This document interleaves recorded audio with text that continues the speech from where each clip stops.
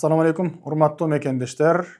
Адаттагыдай эле бүгүн дагы буюрса сиздер менен орозонун чыгарылышында бизге келген суроолорду кыскача маалыматтарды сиздер менен бөлүшкөндү туура көрдүк. Өткөндө орозонун башталышында кээ бир мекендештердин арасында бүгүн орозо эмес деген талаш тартыштар чыгып, каттарда жайылып ошол аркылуу бир суроо келди. Орозонун башталышы негизи 11 март биринчи күнү, орозонун биринчи күнү болуп эсептелди. 10 март кечинде таравих окулду. Себеби ошол күнү Саудия, Египет, Катар, Имарат, Пакистан, ошол араб өлкөлөрүнөн, ислам өлкөлөрүнүн башта келген өлкөлөрү айды көргөнүн кабарлашты. Алар жөн эле кабарлабастан, албетте, аятта келген, аятка баш ийишип, азыркы илимге, технологиянын жардамы менен ошого амал кылышып, орозонун күнүн бизге билдиришти.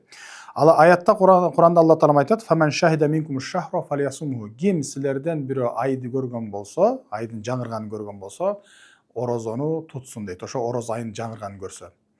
Эми муну азыркы заманда биз 21-кылымда жашап аткандыктан кээде жөнөкөй көз менен көрүш күн бүркөк болгон убакытта мүмкүн болбой калат.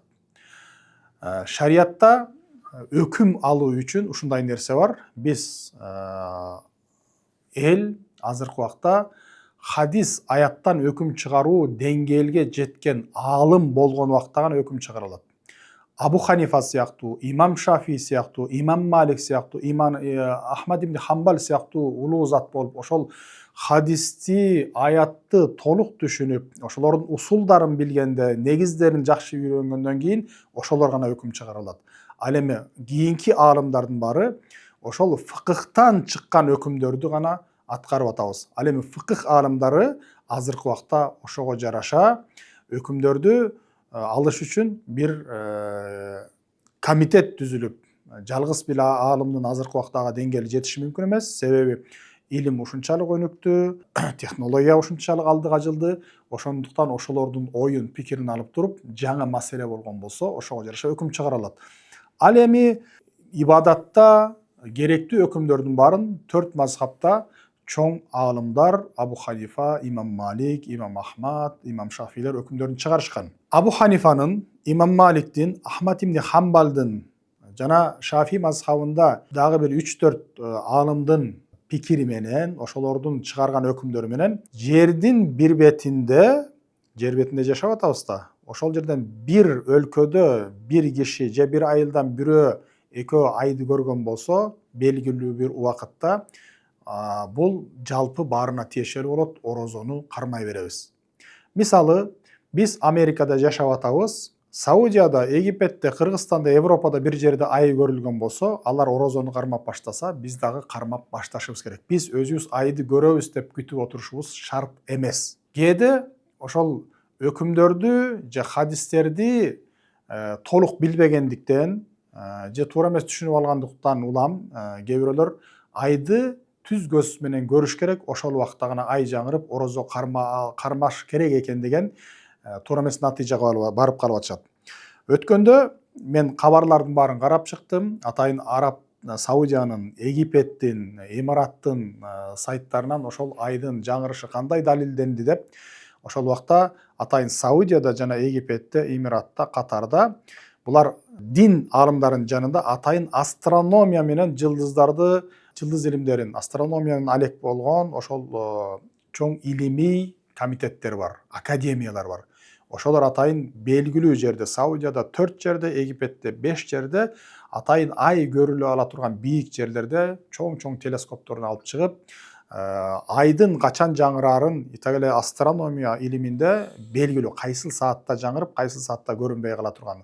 Так ошол убакыттарда чыгышып, айдын жаңырганын көрүшүп, ошол боюнча айдын жаңырганын билип, муфтиятка, жогорку сотко, мисалы Саудия, Египетте ошондой, атайын ошо астрономия илиминин академиясына жөнөтүшөт. Анан ошол жерде үчөө биригип, мына ай көрүлүптүр, ушул саатта, ушул секундада деп туруп, сүрөтү менен тартып жөнөтүшөт.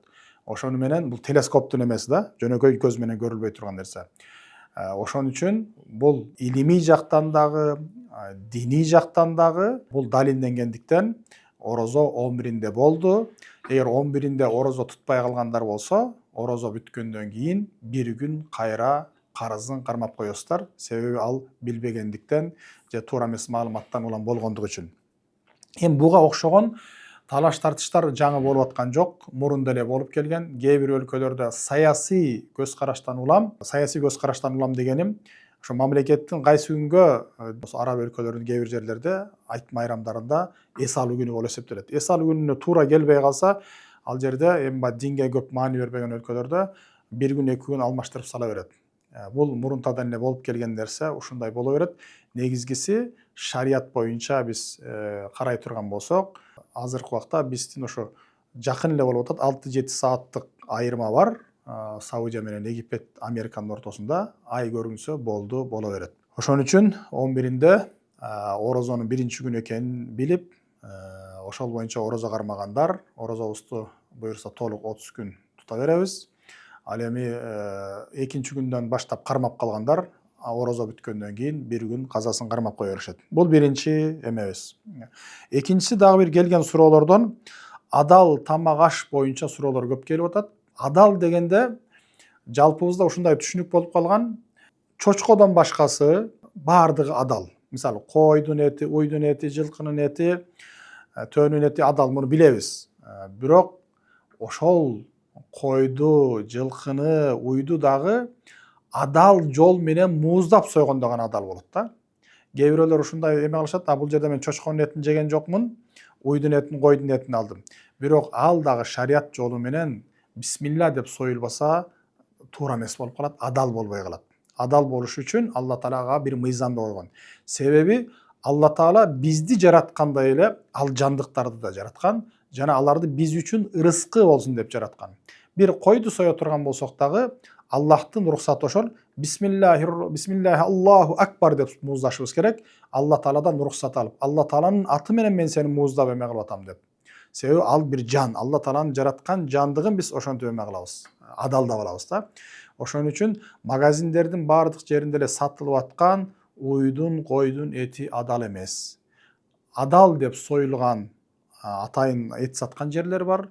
Жана ошондой эле адал сертификаты бар эттер бар. Сырткы бул Жаңы Зеландиядан, Австралиядан келет. Ал жердеги ошо эт комбинаттары Иорданиялык жана Саудиялык касап атайын ошондой эт комбинаты ачкан бизнесмендердин эмеси. Ал жерде иштегендер дагы ошо Пакистандык же болбосо Бангладештен, Турциядан барган атайын эмелер болот экен, касапчылар. Ошолор шариаттын жолу менен бисмилла деп кесип беришет, союп беришет.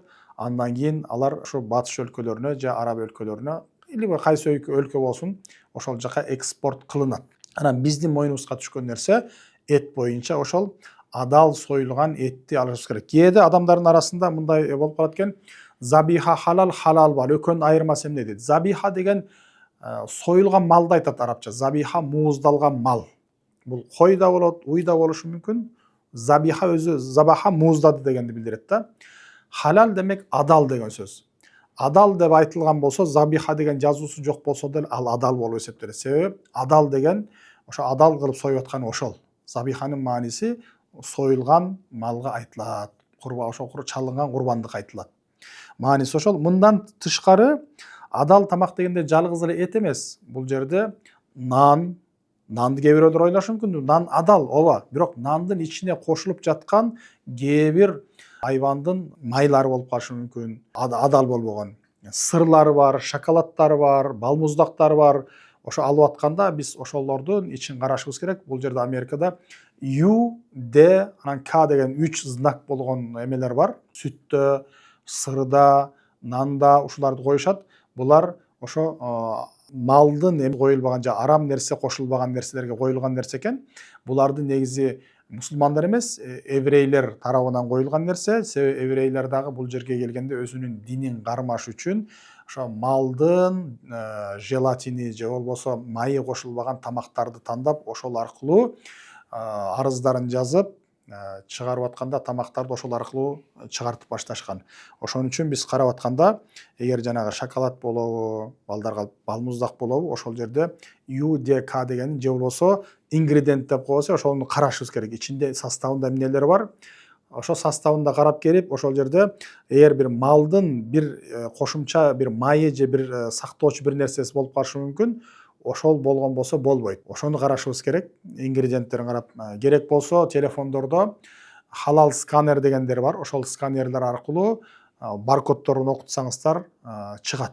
Бул жерде бул чипсини, бул мороженени колдонсоң болот же колдонбосоң болот. Себеби ичинде ушул продукция бар деп. Ошон үчүн адал тамактын түрлөрү жалгыз эле эт эмес, сүт үрүндөрүндө, нан үрүндөрүндө, нандарда, сүттөрдө дагы эмне болот? Ошо таттууларда да болушу мүмкүн. Ошолорду дагы этияттап карашыбыз керек. Эми дагы адалдын түрлөрүнө келгенде, дагы бир өтө маанилүү нерсе, адал эмгек маңдай тер менен табылган болуш керек. Эгер биз акчабызды бирөөнү алдап, туура эмес жол менен таап келип, бирок канчалап 10 жолу бисмилла айтылып союлган этти алсаң деле ал арам болуп эсептелет. 10 жолу үстүндө UDK жазысы болгон сүттү алып, нанды алып жесең деле ал арам болуп калат. Биз мусулмандар ушундай кээде ошол эмеге маани беребиз, бирок андан дагы маанилүү болгон нерсе ошол таап келип аткан акчанын адал же арам экенине көңүл бура албай калабыз. Эң биринчи көңүл бура турган нерсе ошо маңдай акы, таман акы маңдай тер менен келген эмгектен болгон акча менен ошол адал тамактарды жеш керек. Себеби Куранда Алла Таалам кулу минат тайибат, силер таза тамактарды жегиле. Таза дегенде ошо адал, анан ден соолукка зыян келбей турган нерселер. Кээде ушундай болушу мүмкүн, тамак өзү адал болушу мүмкүн, акчаң дагы адал болушу мүмкүн, бирок ошол жеп аткан тамагың сенин ден соолугуңа зыян болушу мүмкүн. Бул убакта туура эмес болуп калат. Себеби ал аркылуу сен ден соолугуңду бузуп, өзүңдү өлүмгө түртүп аткан болосуң, ден соолугуңду талкалаганга түртүп аткан болосуң.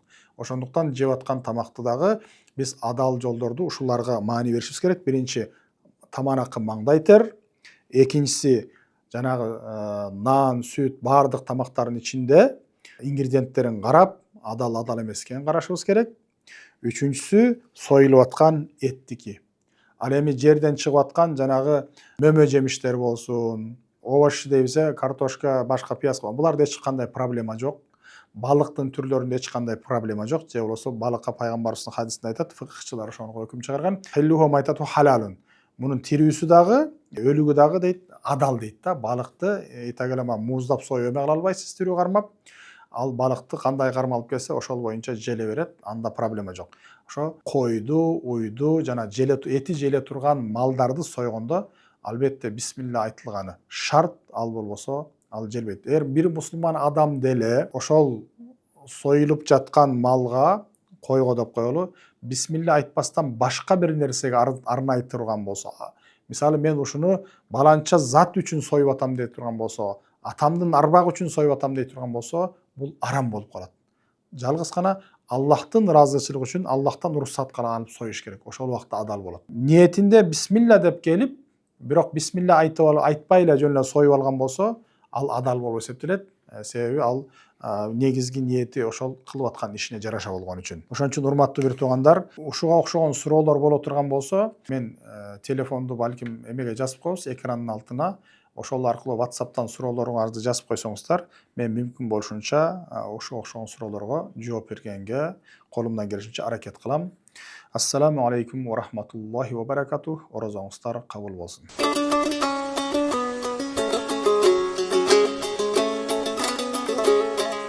Ассаламу алейкум биздин кадырлуу көрөрмандар. Бүгүн Рамазан берүүсү чыгарылышынын 3-чү күнү. Бүгүн бизде конокто жаш ишкер Кыргыз коомдук борбордун иштеринде активдүү катышып келген меценат десек дагы болот. Улан Бозоев мырза. Чоң рахмат. Assalamu алейкум. Алейкум салам. Кош келдиңиз биздин чыгарылышка. Ушундай убактыңызды бөлүп келгениңиз үчүн чоң рахмат.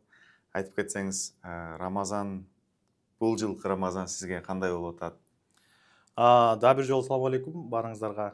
Сизге чоң рахмат чакырганыңыздарга. Орозо аябай жакшы эле болуп атат, оңойлуу болуп атат. Сиз үй бүлөңүз менен кармап атасыз да? Биз үй бүлөм менен кармайм. Бул жылы буюрса Кудайым насип кылып ата-энемдин жанында болуп калды. Ата-энем, карындашым, аялым болуп чогуу кармап. Чоң, аябай сонун. ата энеңиздин да бул жакта болгону аябай бакыт, аябай жакшы нерсе насип болуптур сизге. Ата энеңиз көптөн келип турабы бул жака? Ата энем акыркы 2 жылдан бери келе баштады. Акыркы 2 жылдан бери ошо виза буюрса насип болуп бияка келе башташат. 6 ай, 5 ай, 4 ай. Жакында сизди умрага барып келди деп аябай көрүп, сиздин сүрөттөрдү көрүп, белектериңизди ала келиптирсиз. Чоң рахмат ал белектерге. Ошол умра сапары жөнүндө айтып бербейсизби? Кандай болду? Умра сапар быйыл насип болду бизге умра буюрса. Көп мен ага чейин туура эмес түшүнүк болуптур менде умрага барыш үчүн аябай мындай бешмал намаз окуп тыккан адам болуш керек депчи. Ушунда башында 3 ай 4 ай мурун менен умра деген сөз айтса мен акыркы киши болмокмун да кошулгангачы ушундай талкууга. Анткени мен өзүм даяр эмесмин сезчүмүн да. Ушунда умрага барабыз деп команда чогулуп баштаганда аны мен ошо даяр эмесмин деп жүргөм. Жанымда ошо жакын классташ досум бар. Ошо менен илгиленип анан ошо чогуу барып келели, чогуу барып ибадат кылып келели деп ушинткенде анан макул болуп ошо чогуу барып келдик. Эмне себеп болду ошо умрага барып калганыңызга? Умра себеп болгон чогуу отуруп сиздер менен, байкелер менен чогуу отуруп ошо сиз барсаңар мен барам деп отуруп чогуу чечилгенбиз. Чогуу бармакпыз деп өтпөк эмен, бирок сиз ишиңиз болуп кошулбай калдыңыз окшойт. Ал умра сапары насип болуп турбайбы? Кимге насип болсо бир себептерден эле болуп калат экен. Биз канча жыл сайын ниет кылабыз, бирок ошо бир себептерден эле болбой калып атат. Бирок иншаллах эмдей жылдардан бизге да насип болсун иншаллах. Да, аябай сонун жер экен. Барганда кадимкидей эс алуу мен ага чейин ойлогон эмесмин ушунчалык жер экен депчи. Умра мен үчүн аябай чоң ачылыш болду деп айтсам жаңылышпайм да. Анткени бул жакта билесиз го, биз жаштагы курактагы балдар көбүнчө материалдык нерсеге чуркап жүрөбүз го. Цех барганда ошондой андан дагы важныраак бөлүктөр, жашоонун бөлүгү бар деп ошого аябай мындай ачылыш болду деп айтсам болот да мен үчүн. Эң жакшы жаш адам дин жолунда жүргөн адам деп айтылат эмеспи? Эң жакшы жаш депчи. Машалла, сиздей адамдар көп боло берсин. Азыр бул жакта эмне иш кыласыз? Өзүңүз жөнүндө айтып кетсеңиз. 2018 жылы келгем Америкага. Акыркы жолу ага чейин студент кезде ар кандай студенческий программалар менен Америкага келип турчумун. Бирок акыркы жолу университетти Бишкекте бүткөндөн кийин, Бишкекте 1 жыл иштеп, андан кийин ошо магистратура окуусуна тапшырып бияка келгенбиз. Бир кызым бар. Биякта үйлөнүп ошо. Акыркы 3 жыл бул трак айдагам. Акыркы 1 жыл бою ошо трак компания жүргүзөбүз. Ошо трак компания азыр акыркы 2 жылда трак компания аябай оор болуп атат деп айтып атышат. Кыйналып атабыз деп айтып атышат. Ошол акыркы ушундай оор учурда трак компания ачып, трак компанияңыз аябай көтөрүлүп атат. Бул эмне корккон жоксузбу трак компания ачкандан? Же болбосо силердин бир сырыңар барбы? Биз ушуну кылып, биз ийгиликтүү болуп кетебиз деген. Туура айтасыз. Азыркы акыркы 2 жыл 22ден бери аябай трак сферасында аябай оор күндөрдүн бири болуп атат. Мен ага чейин тракка өзүм 20 жыл чыкканда трак ошондой аябай жакшылап баштаган да. Жакшы трактын аябай жакшы күндөрүн көрүп, всё, мындан кийин ушундай эле экен деп эле ушундай түшүнүкмөн жүрүп жүрмүн. 2022ден кийин бүт нерсе алмаштылды. Алмашылгандан кийин ошондо биз как раз 22ден ошо 22-23тө компания ачып баштадык. Оор убактарында да.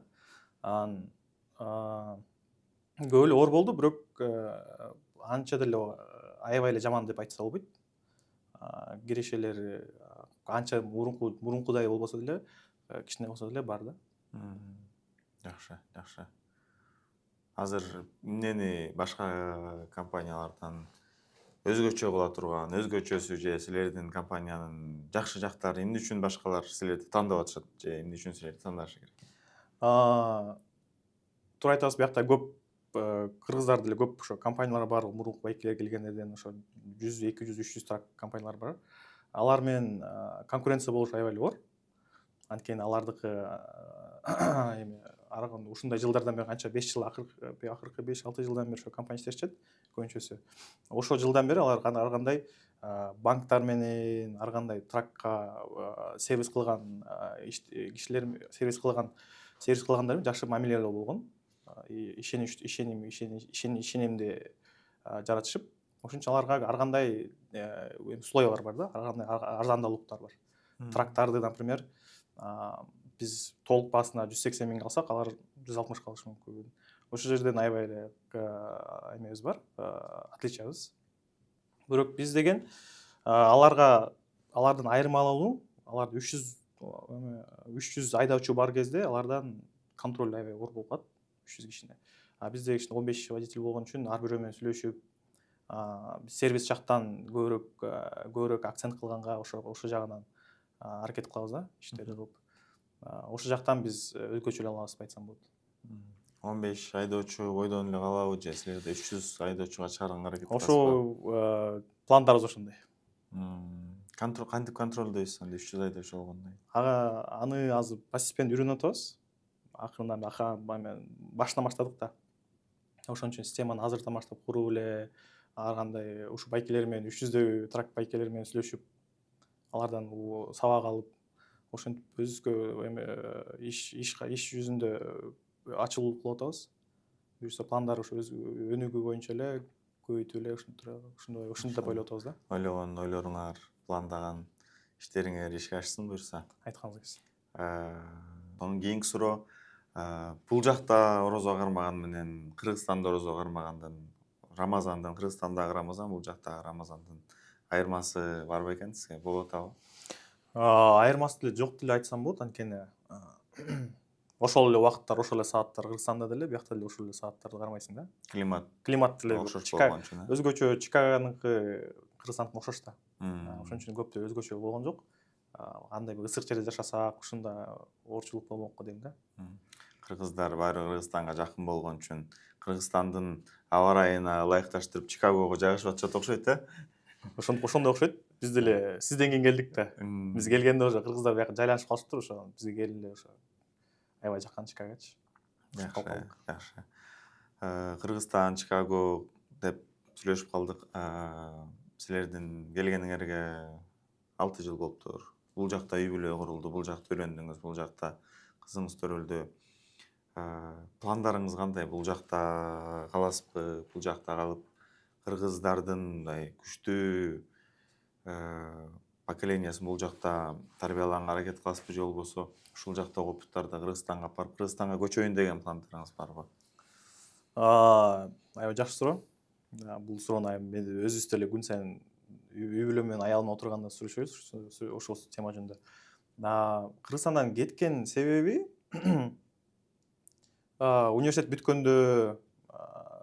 бүткөндө жумуш жактан да кыйналганбыз. Айлык аз болчу. Ушул кеткен себеби дегенде университетти бүткөндөн кийин сиз жакшы жумуштарда иштеп жүрдүңүз. Көчмөндөр оюндарынын уюштуруучуларынын бирөөсү болчусуңар силер. Кудай буйруп университет бүткөндөн кийин ар кандай госпроекттерде стажировка кылып жүрүп, анан акыркы ошо 3-чү көчмөндөр оюнунун катчылыгы ачылган, секретариат деп. Ошакта иштеп калдым. Ошактан кишилер менен аябай таанышып, жаш балдар иштейт экен көбүнчөсү, байкелер да. Алар аябай альтруисттик сезимдер менен ишке берилип, өлкө үчүн деп аябай иштешкен кишилерди аябай байкадым да. Ушундай аябай суктанып, аябай чогуу иштегенбиз. Аябай мен да суктанып, эртең менен 7-де кетип, түнкү 12-де келчик, ушундай эмоциялар менен. Анан ошентип жүрүп, бирок эме жактан кайрадым. Мен азыр жашмын. Анан кандай болуп калат, акча жагы дагы аз болчу. Анан башка бир нерсе кылыш керек деп, анан ошо Америкага мурун келип кетип жүргөндөн ошо Америкага келип, тажрыйба топтоп, кандай бир нерсе идеяларды алып, анан Кыргызстанга ошону Кыргызстанга киргизсе кандай болот деген сезиммен келгем да буяка. Жакшы. Ошо көчмөндөр оюндары тууралуу айтып берсеңиз, ошол жакта эмне кылдыңыз эле? Аябай сонун өткөн 3-чү көчмөндөр оюндары. Ал мен жашоомдо аябай чоң тажрыйба болуп айтсам жаңылышпайм. Бул деген Кыргызстандын государственный чоң проекттеринен бири да. Анан ошол проектте бүт госструктуралардын баары чогуу иштешкен да. Биз катчылык катары ошо ар кайсы структуралар менен департамент там туризма спорта анан ар кандай баары менен чогуу иштешим, аябай чоң опыт болгон да. Анан анда дагы мындай өлкөнүн таанымалына салым кошуп атам деген эмоциялар менен аябай катуу иштегенбиз. Жаш болчук, университет бүткөн эле. Анан жакшы тажрыйба топтодум деп айтсам болот. Чоң окуу болду десем болот да. Катчы болдуңуз ошол жакта, э? Катчылыкта эме болдук. Менин ишим ошо проектке спонсорские средства керек болчу. Ошо спонсорские средства, привлечение спонсорских средств деген ошо боюнча иштегем. Жакшы. Жетекчим менен чогуу. Жакшы. Ошол мен ошо эсиңизде болуш керек. Мен ошо тапшырам окууга кантип кетсем болот атканда, сиз ошондо как раз биякта окууну бүтүп Кыргызстанга барган кезиңиз болчу. Кыргызстанда иштейм деп. Мен сизден ошо сурап жүргөндө сиз Кыргызстанга толук келип иштейм деп аткансыз да. Азыр кандай пландарыңыз бар? Кыргызстанга кайра кайтам деген пландарыңыз барбы? Азыркы пландар ошо 2018-жылы мен 2010 келгем. Бул жакта бакалаврды окуп, магистратураны окуп, андан өзүм бакалавр окуп жүргөндө эле мен айта берчүмүн. Мен окууну бүткөндөн кийин 2-3 жыл иштегенден кийин кетем деп элечи. Анан бул жактагы кээ бир тааныштар айтчу эле, сен кетпейсиң, баары эле көп эле ошентип айтат. 2-3 жыл иштеп, анан квартира алсам эле кетем деп айтышат, бирок жыл сайын кетиш уже оор боло баштайт, бул жака казыктар кагыла баштайт деп. Анан ошондой эме менен окууну бүткөндөн кийин 3 жылдан кийин, 2 жылдан кийин Кыргызстанга кеттим 2018. Бул жактагы ишимди Кыргызстандан уланттым. Бул жактан IT компания куруп, Кыргызстанга заказдарды ошол жактан кылабыз деп, ошол жактан команда кылып иштеп баштадык. Бирок ошо иштеп баштаганда Кыргызстанга баргандан кийин эле 1-2 айдан кийин грин карта чыкты бизге кайрачы. Грин карта чыкты. Бул жакта иштеп аткан компаниям тапшырды. Кайра бизге керек ценный сотрудник деп. Анан грин картаны алып алып дагы анан ойлондук. Аябай мындай Кыргызстанга, Америкага кайра келсекпи, же бул ушул жакта эле жайгашалыбы деп аябай ойлондук. Анан бир нерсе бул жака келгенибизге эме болду. Мындай чечим чыгарганга аябай важный, эң маанилүү нерселердин бирөөсү. Азыр бизге ушул нерсе насип болуп атат. Ушул нерсе шанс болуп атат. Грин картабыз колубузда турат. Биз барып кайра келсек болот. Азыр биз барбасак, анда кийин барышор болуп калышы мүмкүн. Биз Америкага каалаган убакта кетип кала албайбыз. Бирок биз Кыргызстанга каалаган убакта тажрыйба топтогондон кийин келсек болот деп ошондой ойлогонбуз. Ошо азыр буюрса бул жакта мекендештерди IT-ге киргенге жардам берип атабыз. Тракка киргенге да жардам берели деп чечтик, мектеп ачып. Чоң рахмат бизге конок болуп келгениңизге. Орозоңор кабыл болсун. Сиздей адамдар буюрса көп боло берсин. Айтканыңыз келсин. Учурдан пайдаланып, баарыңыздарга көрүүчүлөрдүн Орозо майрамы кут болсун.